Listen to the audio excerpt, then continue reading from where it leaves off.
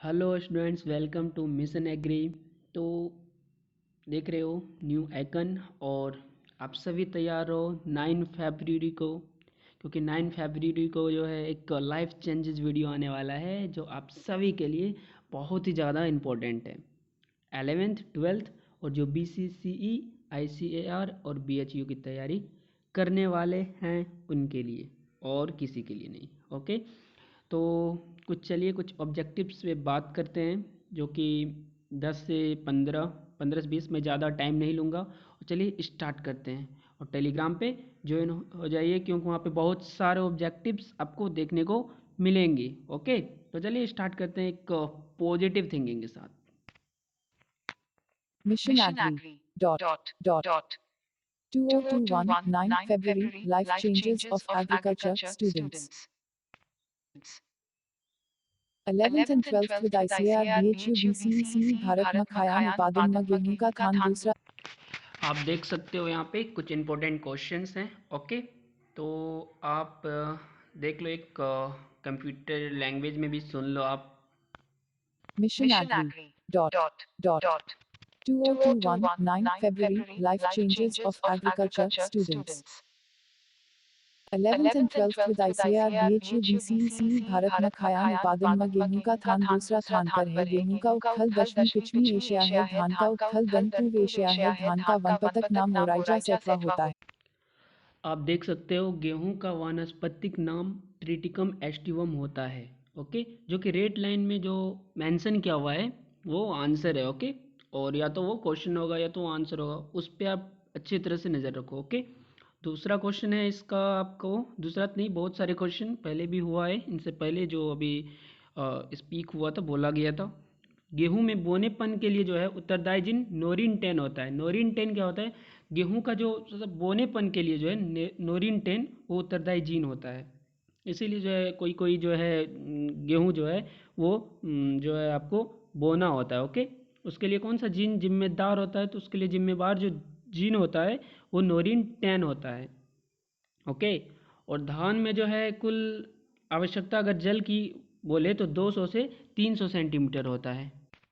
और बिहार में जो है, बिहार की बात करें तो बिहार में गेहूं का जो उपज है वो 28 से 30 कुंटल जो है प्रति हेक्टेयर होता है, ये आप याद रखना। ओके, और कीट तो आप जानते हो उसमें कौन सा रोग लगता है, उसमें जो है अनाकृत कलिका रोग होता है, वो जिसका कारक क्या होता है? यूसी टेलागो टीसी होता है। इनको हम टेलीग्राम पे आपको बताए हुए हैं, ठीक, इनको हम बताएं। इसमें क्या होता है कि चूर्ण बन जाता है, दाने की जगह जो है फसल में चूर्ण बन जाता है, काला चूर्ण। ओके, तो इसका उपचार कैसे करेंगे? तो एक बेबिस्टिन नामक जो है 2 ग्राम प्रति किलोग्राम की दर से हम उपचार करेंगे। और गेहूं को हम जब भी हम लगाएंगे, बोएंगे, तो उसको हम सबसे पहले धूप में सुखा लेना चाहिए, बहुत ही अच्छा तरीका होता है। ओके, और उपज की बात करें तो बिहार तो आपको बता दिया 28 से 30 क्विंटल होता है। ओके, और नेक्स्ट है कि धान में जो जल की कुल आवश्यकता 200 से 300 सेंटीमीटर बता चुके हैं। गेहूं की पहली सिंचाई जो है CRI अवस्था में करनी चाहिए। पहली सिंचाई गेहूं का CRI अवस्था में करनी ही चाहिए।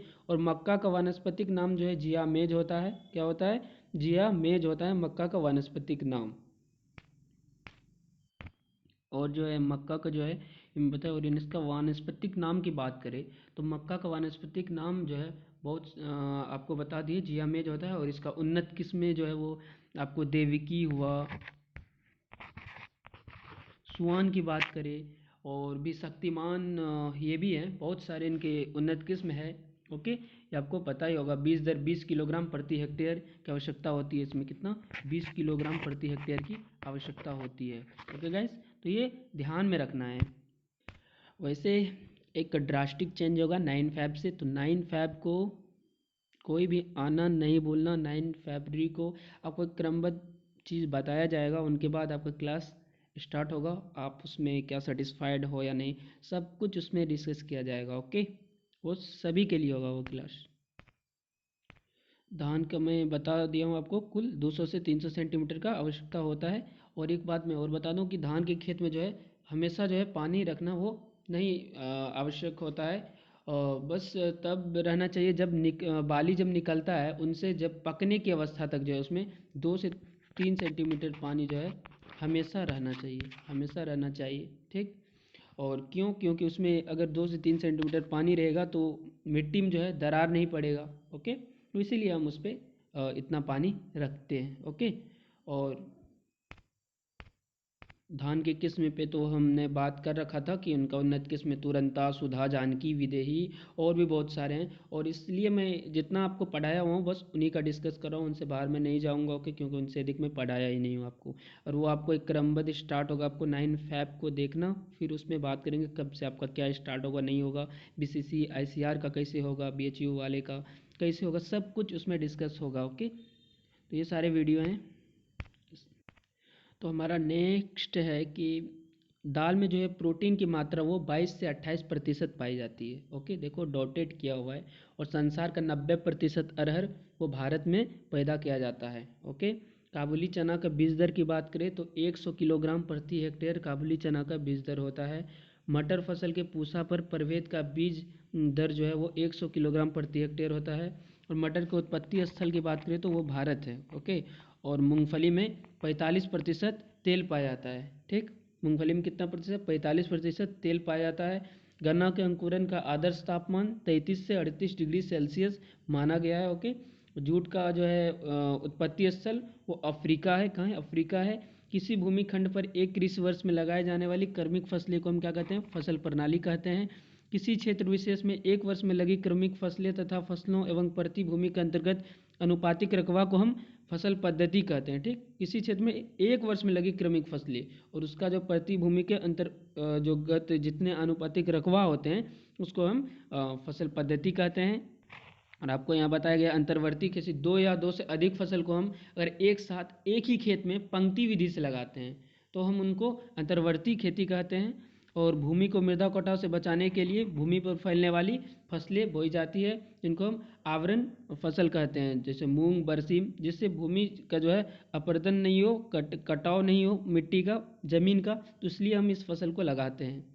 और बहुमंजिली खेती उन्हें हम कहते हैं कि किसी एक ही खेत में जो है एक साथ बहुत सारी ऊंचाइयों पर इस प्रकार लगाया जाता है फसलें कि कुल उपज जो है वो अधिक हो और उपज विभिन्न क्षैतिजों तलों से प्राप्त किया जा सके। ठीक, बहुफसलीय प्रणाली जो है इनकी बात करें तो यह एक प्रकार का फसल प्रणाली है जिसमें किसी खेत में एक वर्ष में दो या दो से अधिक फसलें लगाई जाती है। ओके, और बात करें दो या दो से अधिक फसलों के मिश्रित बीज को जो है छिटकावा विधि से लगाई जाने वाली फसलें, जिसे लगाने का मूल उद्देश्य क्या होता है? प्राकृतिक आपदा से कुछ ना कुछ उपज प्राप्त हो जाना। ठीक, अगर हम दो फसल लगाते हैं ठीक मिश्रित खेती में तो एक तो हमारा बाढ़ से प्रभावित होता है, एक नहीं होता है, तो हमको एक बचता है तो कुछ ना कुछ इनसे हमको क्या उपज प्राप्त हो जाता है, तो उन्हें हम मिश्रित खेती कहते हैं। और एक ये सारे ऑब्जेक्टिव्स में आएंगे और सब्जेक्टिव्स में भी आ सकते हैं कुछ कुछ। ओके, अम्लीय मृदा का पीएच मान जो है 7 से कम होता है। अम्लीय मृदा का पीएच मान की बात करें तो वो हमको 7 से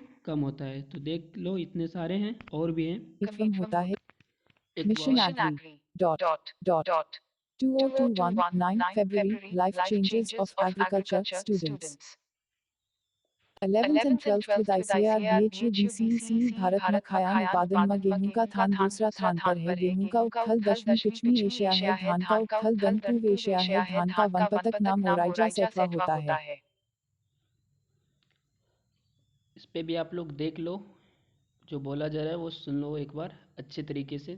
थोड़ा लगेगा अटपटा सुनने में, बट सुन लो बहुत ही अच्छे तरीके से दिमाग गेहूं में। का वानपतक नाम टकमेटवम होता है। गेहूं में बोने पन के लिए उदाईची नोरन टेन को कहते हैं। धान में जल का कुल आवृत्ता है 200 से 300 सेंटीमीटर। गेहूं का पहल सिंचाई सियारा यथामा करनी चाहे। मक्का का वनपतक नाम जयामीज होता है। दाल में टन का मात्र 22 से 28% पाई जाती है। संसार का 90% अरहर भारत में पैदा किया जाता है। काबुल चना का बीज दर एक 100 किलोग्राम हेक्टेयर है। मटर फसल के पूसा पर भेद का भी बीज दर एक 100 किलोग्राम हेक्टेयर। मटर का उपखल भारत है। मूंगफल में 45% तेल पाया जाता है। गन्ना के अंकुरण का आदर्श तापमान 33 से 38 डिग्री सेल्सियस माना गया है। जूट का उपखल का है। किसी भूखंड पर एक कृषि वर्ष में लगाए जाने वाली मक फसल को फसल अनाज कहते हैं। किसी विशेष वन वर्ष में लगी मक फसल तथा फसल एवं प्रति भूमि के अंतर्गत अनुपातक रकबा को फसल पद्धति कहते हैं। दो या दो से अधिक फसल को एक साथ किसी एक खेत में पंत विधि लगाने का या को अंतर्वर्ती खेती करते हैं। भूमि को मृदा कटाव से बचाने के लिए भूमि पर फैलने वाली फसल बोई जाती है जो आवरण अथवा भूमि संगी फसल कहलाती है। उदाहरण मूंग बरसम याद कसी एक हक युग में एक साथ वभिन्न ऊंचाई वाई फसल का इसकार लगाना ताक कुल उपज अधिक हो और उपज वभिन्न तजो तल से तक कया जा सके उसे बहुमंजिल खेती कहते हैं। बहुफसल अनाज यह एक कार का फसल अनाज है जसम कसी खेत में वन वर्ष में 2 या 2 से अधिक फसल लगाई जाती है। 2 या 2 से अधिक फसल के मध्य बीज का छटकावा वध से लगाए जाने वाली फसल जैसे लगाने का मूल उद्देश्य कृतक आपदा में कुछ न कुछ उपज तक कर लेना उसे मत खेती कहते हैं। अलय मृदा का पीएच मान 7 से कम होता है।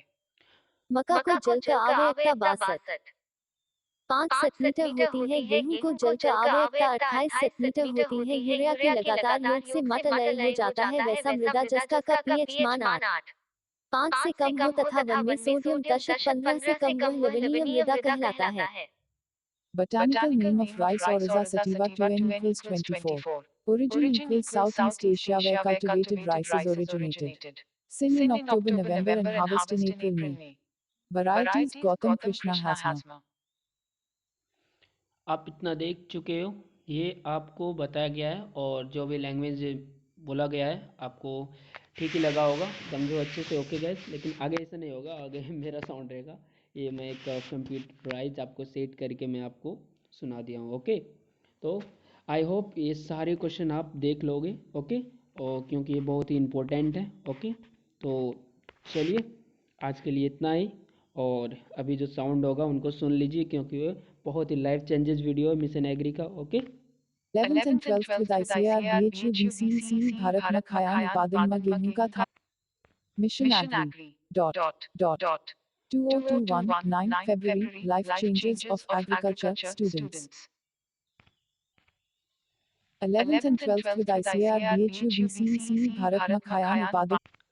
ओके गाइस, तो ज़्यादा से ज़्यादा शेयर कर दो इस वीडियो को, ताकि जो भी एग्ज़ाम दे रहे हैं उनको कुछ हेल्पफुल मिल जाए, क्योंकि इसमें मैं सारा इंक्लूड नहीं करा हूँ। और टेलीग्राम पे बहुत सारे ऑब्जेक्टिव्स है, उससे बहुत सारे क्वेश्चन भी पूछे जाएंगे, उनको भी आप टेलीग्राम में ज्वाइन हो जाओ। और 9 फरवरी को ready for life changes video. Okay, thank you.